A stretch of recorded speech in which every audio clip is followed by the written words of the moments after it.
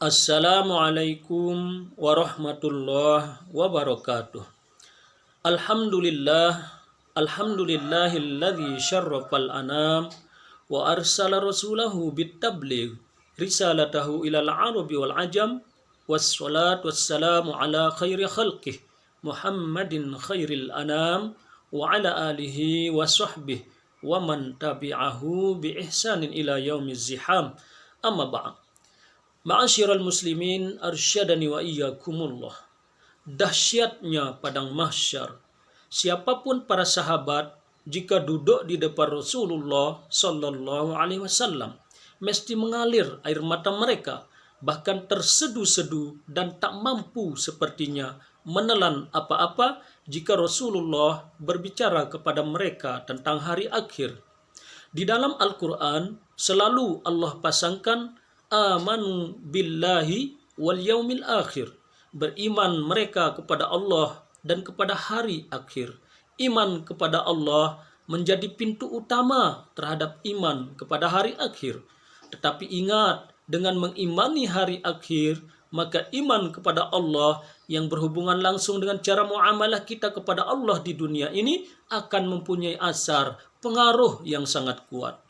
Ma'asyiral muslimin yang kami muliakan, makanya salah satu cara Rasulullah yang paling efektif di dalam menanamkan rasa takut kepada Allah Subhanahu wa taala adalah seringnya Rasulullah menceritakan kepada mereka tentang huru-hara hari kiamat, tentang dahsyatnya serta misteri-misteri yang ada di dalam kehidupan di seberang kematian.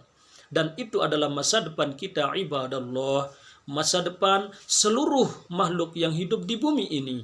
Dunia ini yafnal baraya wa ya'til waqtu mukhtalifa liyukhrijad dahru tarikhan minar rima. Kehidupan ini telah banyak menenggelamkan manusia. Tulang belulang telah berganti dari abad ke abad, dari zaman ke zaman. Maka kehidupan dunia ini ketika Nabiullah Nuh alaihissalam saat akan dicabut nyawanya oleh malaikat maut, ditanya oleh malaikat maut, bagaimana wahai Nuh? Nabi Nuh berkata, demi Allah, selama hidup ini masih ada ujungnya yaitu kematian. Sesungguhnya kehidupan itu sangatlah singkat.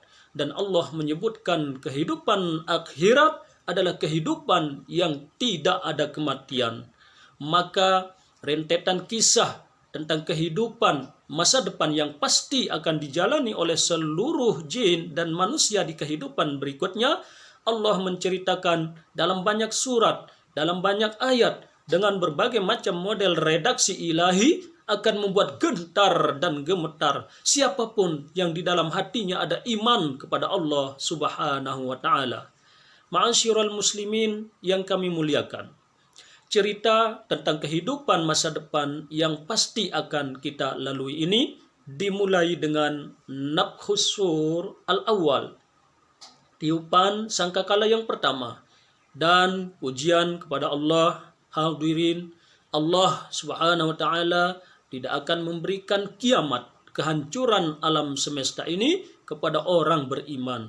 Rasulullah bersabda, kiamat ini, kehancuran alam semesta ini hanya akan Allah datangkan kepada orang-orang yang tidak ada iman sama sekali dalam dada mereka. Seluruh manusia yang tersisa di muka bumi pada saat itu hanyalah kufar, hanya orang-orang kafir yang mereka tidak kenal Allah Subhanahu wa taala sedikit pun saja.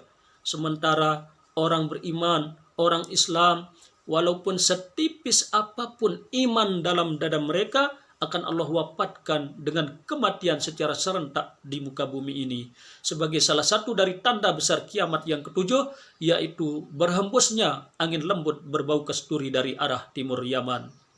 Dalam hadis sahih, Rasulullah menyebutkan, angin ini akan membawa kematian secara serentak kepada setiap orang yang kenal dengan Allah, kepada setiap orang yang beriman terhadap Allah Subhanahu wa taala.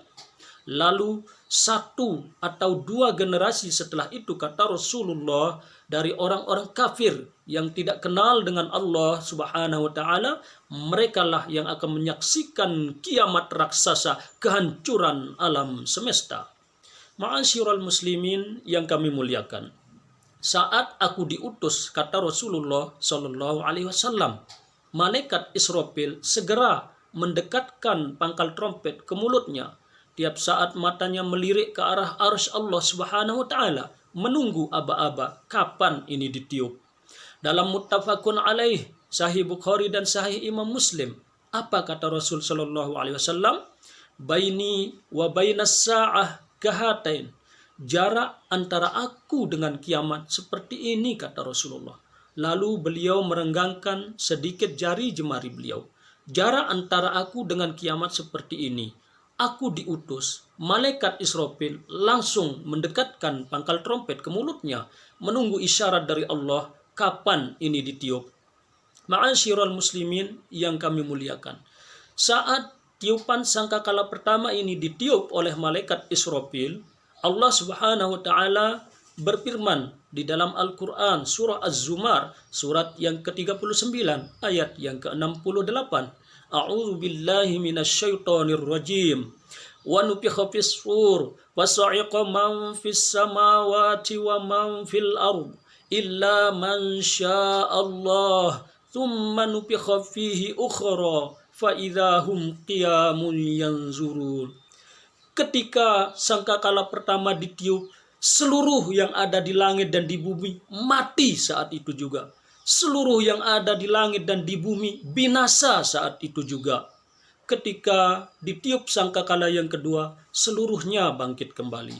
Ma'asyiral muslimin yang kami muliakan, saat ditiup sangkakala pertama ini, kematian secara serentak terjadi. Apa yang akan disaksikan oleh makhluk-makhluk yang hidup pada saat itu? Kejadian yang maha dahsyat.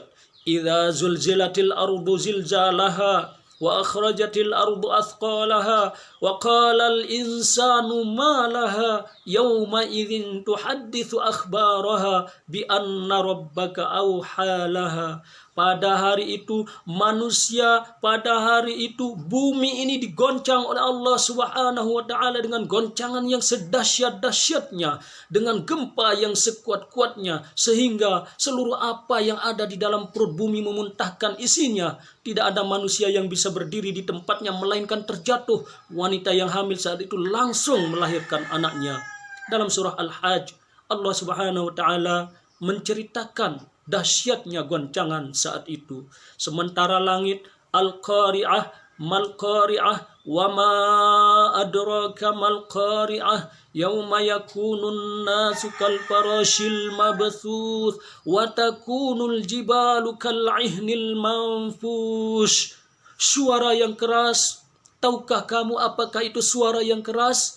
Sekali lagi, tahukah kamu apakah itu suara yang keras? Pada hari itu manusia berterbangan bagaikan anai-anai, gunung-gunung lepas dari pangkalnya, berterbangan bagaikan kapas yang ditiup. Orang-orang kafir pada saat itu bagaikan belalang yang kehilangan kendali, berterbangan bagaikan anai-anai. Sementara langit seluruhnya Allah gulung, bintang-bintang berguguran dari tempatnya, planet-planet antar satu dengan yang lainnya saling bertabrakan. Sungguh pemandangan yang tidak layak disaksikan oleh makhluk hidup. Dan ini hanya akan disaksikan oleh orang-orang kafir di akhir zaman. Wassalamualaikum warahmatullahi wabarakatuh.